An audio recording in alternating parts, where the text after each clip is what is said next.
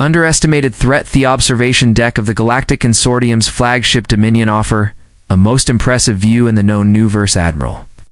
Zorax stood with his forearms clasped behind his back, his skulled skin reflecting the starlight. Ash gazed at the blue-green planet thinging in the void before him. So this is Earth? He said, mandibles clicking with barely concealed disdain. It looks even more insignificant, up close, Chief Strategist.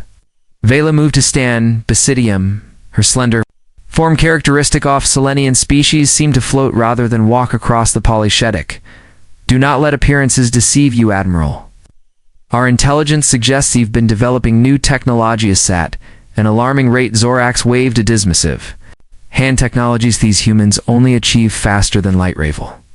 80 years ago, the Consortium has been traversing the stars for millennia. What could they possibly develop? That world concern, as Vila's luminescent eyes narrowed. Reports indicate they've been testing prototype ships with capabilities beyond anything we've seen. Our energy signatures unlike any known propulsion system. Rumors and exaggerations. Zorax scoffed, probably liked by the humans themselves. Too Machius, nervous a species barely out of its planetary cradle, trying to intimidate the Consortium. Laughable. Thedmyril turned to his subordinate, a towering Jakari warrior named Krelwit. Do our scans show? Krell's voice rumbled. Like distant thunder, their orbital defenses are minimal. Massively antiquated satellite weaponry and a handful of conventional warships. Nothing thought could withstand even a small fraction of our fleet in Thessa. So-called prototype ships. We've detected dual energy readings from a facility on their moon, but no evidence of any vessels that could pose a threat to us.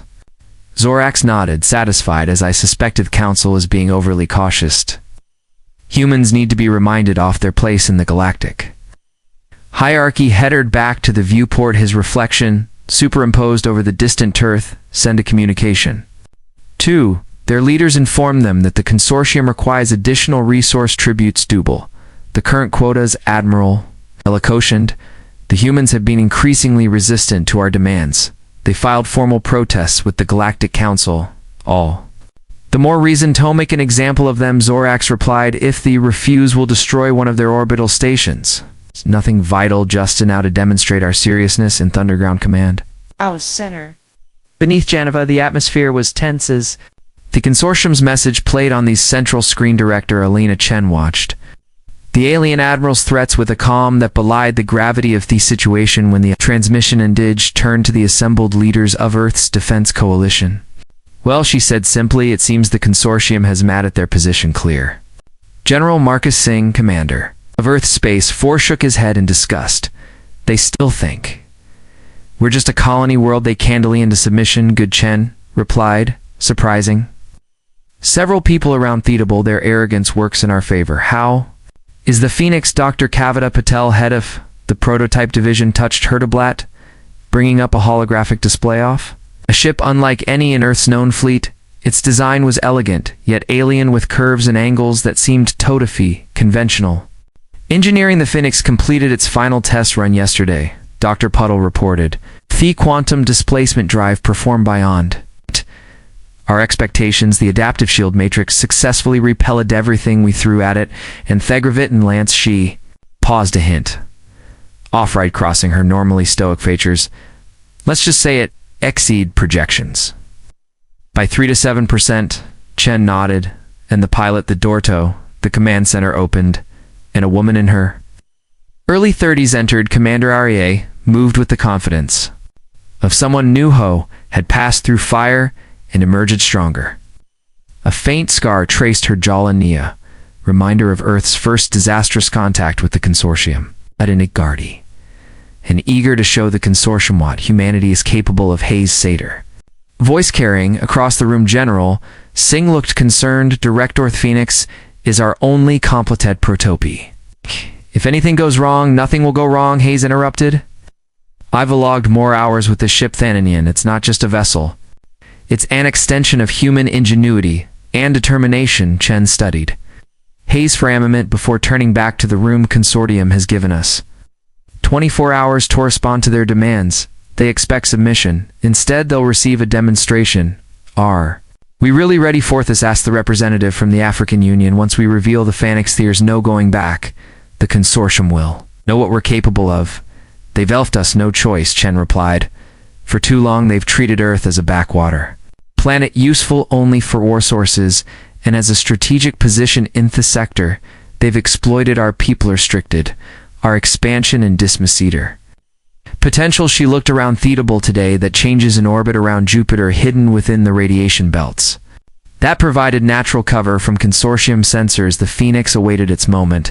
The ship was surprisingly glismal compared to the massive consortium cruisers, barely 100 meters long with a sleek obsidian hull that seemed to absorb light rather than reflect it. Inside the cockpit, Commander Hayes completed Herper launch checks. The neural interface, another innovation. The consortium knew nothing about does it synchronize with her consciousness. Phoenix tow control. All systems are green, share ported, ready for deployment on your mark, confirmed Phoenix director. Chen's voice replied through the consortium fleet has rejected our response and is moving into position on our lunar colony. They're preparing to target the Kapernakazurk station as their demonstration. Hayes felt her jaw tighten. Over 2,000 civilians worked at Copernicus, including families with children. Time to show them more demonstration. Instead, proceed according to plan. Commander, good hunting. Hayes took a deep breath as Thekondon began in her mind. Project to throw. The neural link, the quantum dispulse drive, began to hum. Building tow, a pitch that would have been inaudible to any species but humans. Phonics. Launching in 3-to-1, the ship didn't so much accelerate as cease. Tow exists in one location and appear in another. The sensation was unlike anything conventional space travel. Produced a momentary stretching of consciousness, then sudden clarity where Jupiter had filled the view screen a moment before. Now, Earth and its moon hung against the blackness of space, and between them the imposing silhouette oft. Consortium Fleet 20, warship, soaring in the classic pincer formationist for orbital bombardment control. I have visual on the consortium fleet, Hayes reported. They haven't detected Maya. Understood, Phoenix. You are Clara Tow. Engage. Hayes allowed herself small smile. Time to introduce ourselves. Admiral Zorax watched with satisfaction as his fleet moved in top position around Earth's moon. The human's response to his demands had been predictably defiant, full of hymenidry, toric about sovereignty and rightsok. Concepts were luxuries afforded top powers that could defend themselves. Note upstart species, barely finding their footing among the stars. Target the Copernicus station, he ordered. Minimalized precision strike. We want to frighten them, not provoke the Council. Necessary targeting systems. Lockheed Admiral Krell confirmed weapons charge waiting your command. VA, who had been studying the data. Readout, sudden listifind. Admiral, we're detecting unenergy signature. I've never seen anything like this. Source Zorax demanded. He can't pinpoint it. It's as if it's everywhere and nowhere at once. Zorax weighs about to dismiss her concerns when as object materialized directly in front of the Dominion, a ship often familiar, designed so close that it filled the viewport. What is that? Hissed. How did it get past our detection grid? Before anyone could respond, a voice came through on Al Consortium. Communication channels peaking in perfect galactic standard attention. Consortium fleet, this is Commander Area Hayes of Earth Defense Forces. You are in violation of sovereign Earth space and preparing to commit an act of war against civilians' power?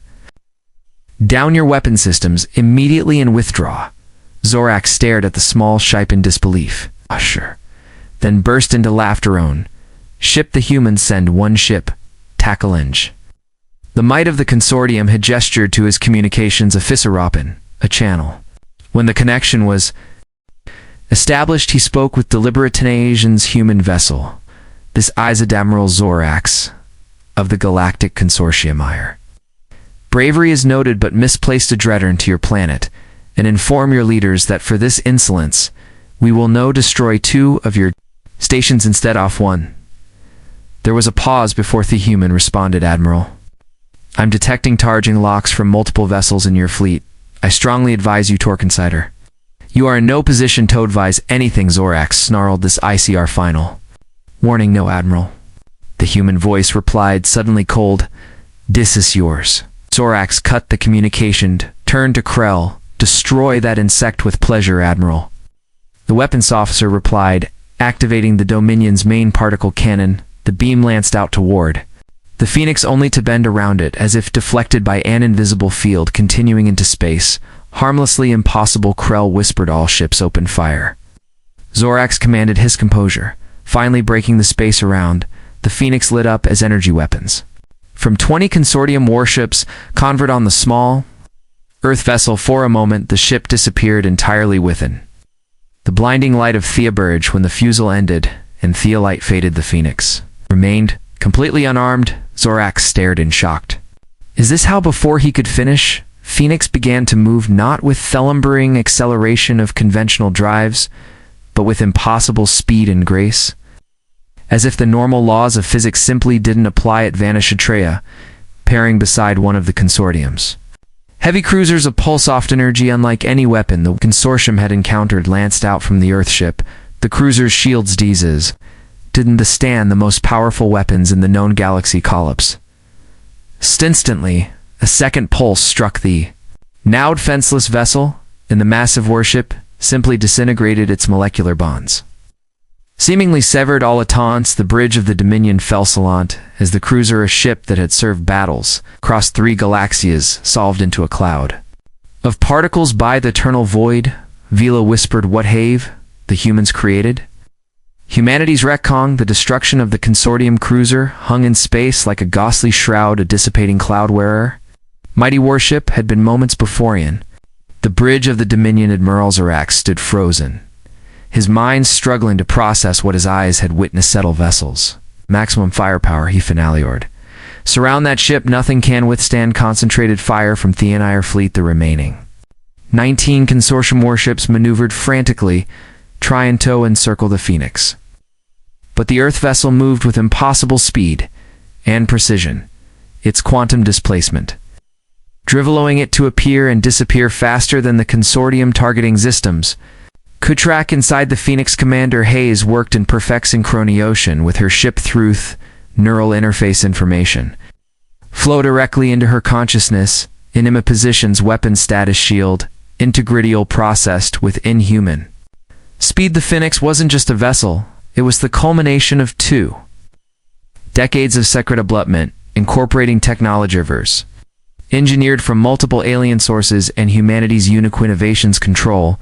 This is Phoenix A's reported calmly, as she evided in a third phase 1, complete. The consortium understands we're not defenseless, requesting permission for phase 2. Director June's voice Camuthro clearly granted Commander Shotham the full capabilities of Thepanix. Hayes allowed herself a grim smile. Understood. Initiating graviton cascade sequence. The Phoenix suddenly split its evasive pattern and hung motionless in space around it. A subtle distortion began to form, as if the fabric of reality itself was being manipulated. On the Dominion, alarms began to sound. Admiral, the sensor officer cried out. Gravitational anomalies forming throughout the fleet. Our ships are being pulled out of formation. Zorax watched in horror as his perfectly arched fleet began to drift, irresistibly drawn toward the small human vessel. Counter with stabilizers, full reverse thrust? It's not working. Krell reported genuine fear in his voice for the first time. That gravitational force is increasing. Plantly, our engines can't compensate. 3 consortium destroyer Scott in the strongest part of that gravitational field began to crumple like paper toys, their reinforced hulls buckling under forces they were never designed to withstand their death. Chris, the emergency distress signals automatically broadcast as they disintegrated filled all communication channels. Retreat, Zorax. Finally, order Redis. Pride shattered all ships' emergency jump to fallback coordinates. But it was too late. The gravitational cascade had disrupted the delicate mechanisms off their faster-than-light drives. The consortium fleet was trapped one by one. Mighty warships of the galaxy statement power succumbed to themed possible weapon. Wielded by the supposedly primitive humans, some imploded under the gravitational tests. Others were torn apart, as conflicting forces pulled them in multiple directions simultaneously. The Dominion flagship off Consortium was the last to go on its bridge.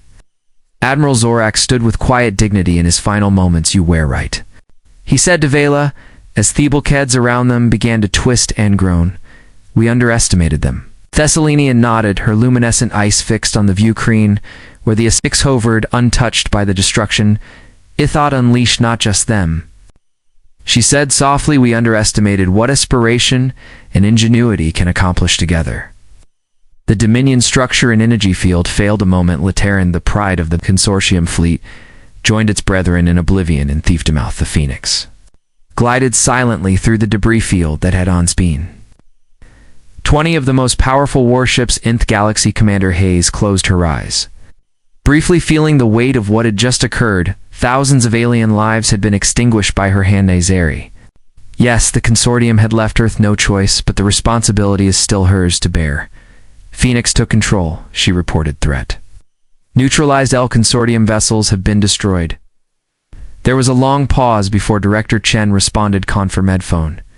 Sensors show no surviving consortium ships in the Earth-Moon system. Another pause. You've done what was necessary, Commander. Return to base. Hayes guided the Phoenix away from Thedibris Field, setting course for the hidden facility beneath the lunar surface, where Earth's fleet of prototype vessels was nearing completion. The Phoenix had been the first, but it wouldn't be the last.